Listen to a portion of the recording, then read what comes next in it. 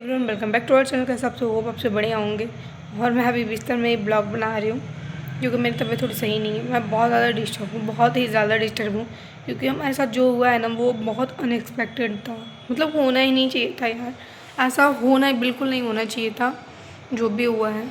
और ठाकुर जी से कहूँगी सब अच्छा जाए क्योंकि कल रात से ही ना मेरा दिमाग बहुत डिस्टर्ब है। मेरे तो प्रॉब्लम भी होने लगा, एंजाइटी मेरे बढ़ने लगी थी क्योंकि मुझे बहुत घबराहट हो रहा था, बहुत ज़्यादा घबराहट हो रहा था। आई डोंट नो आपको बताना चाहिए कि नहीं बताना चाहिए, बट मैं एक ब्लॉग करती हूँ तो हर चीज़ें शेयर करती हूँ, तो ये आपको भी मैं बताना चाहती हूँ। और जो लोग मेरे अपने हैं, मतलब जिन लोगों को मेरे घर के बारे में पता है वो लोग तो जानते ही जानते हैं। एक्चुअल रात को मिनिमम 7 साढ़े 7 बज रहे थे और उस टाइम मेरे मम्मी का कॉल आया मुझे कि पापा की तबीयत ख़राब है। मम्मी रो रो रो के बोल रही थी, तो मैं बहुत घबरा गई क्योंकि दिसंबर बहुत बुरा है और मैं बहुत ज़्यादा घबरा गई थी कि ऐसा क्या हो गया पापा को अचानक। मेरे पापा की तबीयत नहीं ख़राब होती जल्दी, पर सडन सुनने को मिला पापा की तबीयत ख़राब है। फिर मैंने घर पे कॉल किया, बाकियों के पास कॉल किया, सब रो रहे थे। अब उनका रोना सुन के मुझे और घबराहट हो रही थी कि भाई ऐसा क्या हो गया पापा को। फिर मम्मी हॉस्पिटल लेके गई तो वहाँ पे पता चला कि पापा, मतलब पहले से ही पता था कि पापा के पेट में अचानक से बहुत ज़्यादा दर्द होने लगा और उसकी वजह से पापा उल्टी उल्टी करने लगे, काँप रहे थे। तो अभी हमें लगा थोड़ा थोड़ा, मतलब रो भी रहे थे पर दिमाग में हमारे था कि ठंडी लगी होगी, ठंडी लग गई होगी, ठंडी का टाइम बहुत ज़्यादा ठंडी है तो शायद ठंडी लग गई होगी पापा के, इसलिए ऐसे परेशान हो रहे हैं पापा। बट लिटरली गाइस हमें सोचे ही नहीं थे कि ऐसा कुछ पापा की रिपोर्ट में आने वाला है या फिर ऐसा कुछ होने वाला है। मेरा दिमाग काम नहीं कर रहा था। फिर सडन मम्मी को हम लोगों ने बोला रातों रात हॉस्पिटल यहाँ गोरखपुर आने के लिए, क्योंकि वहाँ पे पास में गवर्नमेंट हॉस्पिटल वहाँ दिखाया गया। तो वहाँ से पापा के पल्स वल्स का थोड़ा सा प्रॉब्लम हो रहा था, तो हमने बोला कोई रिस्क नहीं लेना, मम्मी पापा को लेकर यहीं गोरखपुर आ जाओ। पापा को लेकर मम्मी गोरखपुर आए। यहाँ पे मैं मेरे हस्बैंड थे और भाई के साइड उधर से मतलब 2 गाड़ियाँ आई थी, भाई के दोस्त वगैरह बहुत सारे लड़के आ गए थे। फिर उसको एडमिट किया गया। तो बीपी वगैरह तो ठीक है, नॉर्मल था, बट ब्लड टेस्ट हुआ, पल्स वगैरह वो टेस्ट हुआ तो वो थोड़ा सा हार्ड था।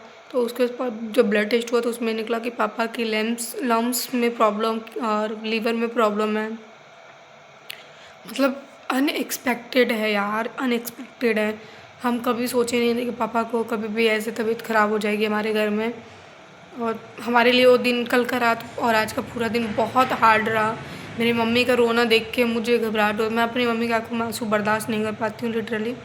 और पापा को देख के मुझे इतना रोना आ रहा था, मैं हॉस्पिटल में ब्लॉग नहीं बना पाई क्योंकि अब मेरे साथ कोई ऐसा है नहीं कि चलो कैमरा को हैंडल कर रहा है, जब देखो तो वो ब्लॉग बना देगा। और तो मैं खुद से, मेरे अंदर इतनी हिम्मत नहीं थी कि मैं ब्लॉग, मेरे खुद हाथ पैर काँप रहे थे, मैं इतना रो रही थी, मेरी आँखें होके सब। अभी भी लिटरली मेरी हालत कुछ सही नहीं है क्योंकि मेरे घर में किसी को कुछ होता है ना तो मुझे लगता है यार मुझे कुछ हो जाएगा। और मैं ठाकुर जी से कहती हूँ कि अगर मेरे घर में किसी को कुछ भी होने वाला ना उससे पहले मुझे हो जाए। मैं बर्दाश्त नहीं कर पाऊँगी किसी का तबीयत वगैरह, कुछ भी नहीं बर्दाश्त कर पाऊँगी। मेरा दिल बहुत कमज़ोर है, मैं नहीं बर्दाश्त कर सकती ये सब चीज़ें। तो गाइस सच में ये चीज़ हुआ हमारे साथ और अनएक्सपेक्टेड था ये सब चीज़ें।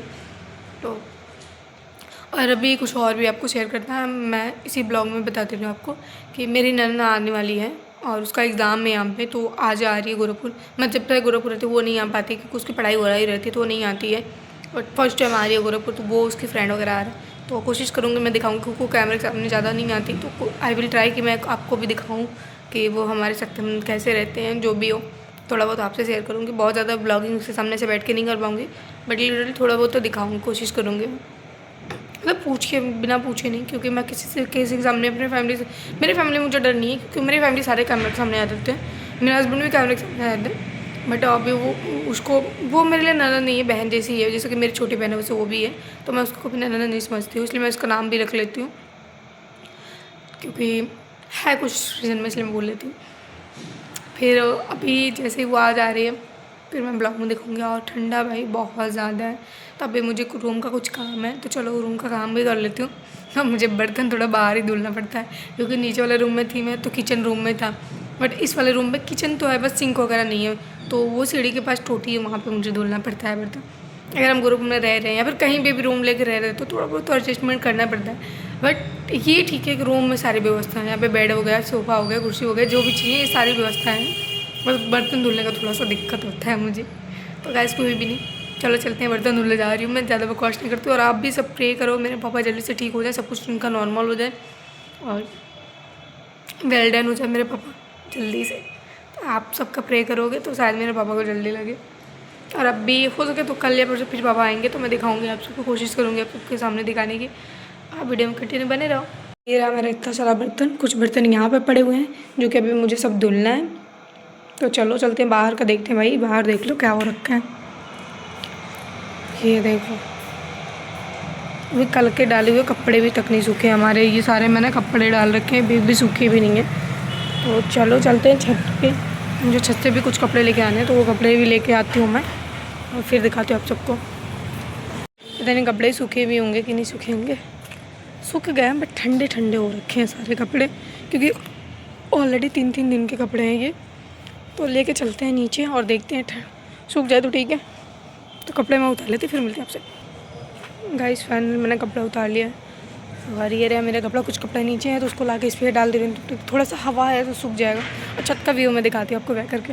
ये देखो गाइस कितने खूबसूरत खूबसूरत फ्लावर्स है छत पे मेरे। जैसे कि आपको पता है आंटी बहुत फ्लावर्स लवर है, तो छत पे हमेशा फ्लावर्स रहते हैं। और इन सब में सबसे खूबसूरत मुझे ये वाला लग रहा है, इनका कलर बहुत प्रिटी है, बहुत ज़्यादा प्रिटी है। ऐसे ड्रेस पहन लो ना भाई अलग ही दिखेगा, और ख़ास करके ये वाला कलर, ये कुछ ज़्यादा ही अलग ही से पॉप अप कर रहा है। चलते हैं नीचे और इस ब्लॉग को मैं यहीं पे एंड करूँगी। मिलती हूँ नेक्स्ट ब्लॉग में बर्तन धुलते हुए। सो वीडियो अच्छी लगी तो like and subscribe. Bye bye.